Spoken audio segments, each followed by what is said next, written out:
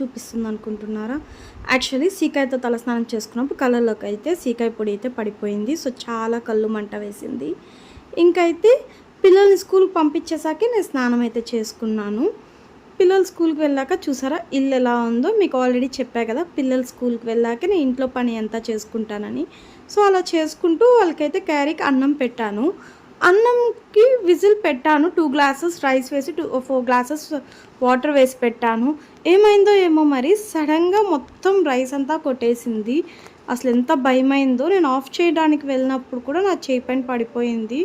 ఆ వీడియో కూడా రికార్డ్ అయింది అనుకున్నాను. బట్ ఏంటంటే కాల్ రావడం వల్ల అది రికార్డ్ అవ్వలేదు.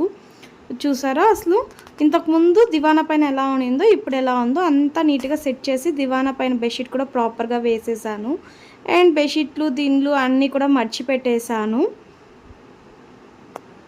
అసలు మార్నింగ్స్లో ఉన్న వర్క్స్ అన్నీ కంప్లీట్గా చేసుకునేస్తే ఈవినింగ్ ఎంత ప్రశాంతంగా ఉంటుందో. బట్ నాకేంటంటే ఈరోజు కానీ పని చేసుకున్నానంటే మళ్ళీ 2 డేస్ అయితే ఫుల్ రెస్ట్ ఎత్తుకోవాలి. నా పరిస్థితి అలా ఉంటుంది. అంటే మీకు ఆల్రెడీ తెలుసు కదా నాకు హెల్త్ బాగలేదని. సో ఒకరోజు కానీ ఫుల్ వర్క్ చేశానంటే ఇంకా 2 డేస్ ఖచ్చితంగా రెస్ట్ తీసుకోవాల్సి ఉంటుంది. అండ్ అది కాకుండా ఈ వీక్ వచ్చి నా బర్త్డే వీక్ కాబట్టి కొంచెం ఎక్కువ పనే ఉంటుంది. ఇప్పుడైతే పూజ రూమ్లో పూలన్నీ తీసేస్తున్నాను. ఇంక ఇది మంగళవారం కదా, అందువల్ల నేను మంగళవారం అయితే సుబ్రహ్మణ్య స్వామికి అండ్ ఆంజనేయ స్వామికి ఇద్దరికి ఇంటికాడ ఉన్న తమలపాకు చెట్టు ఉంది కదండి, ఆ చెట్లో నుంచి ఆకులైతే కోసి దేవుడి ముందరైతే పెట్టి దీపం పెట్టుకుంటాను.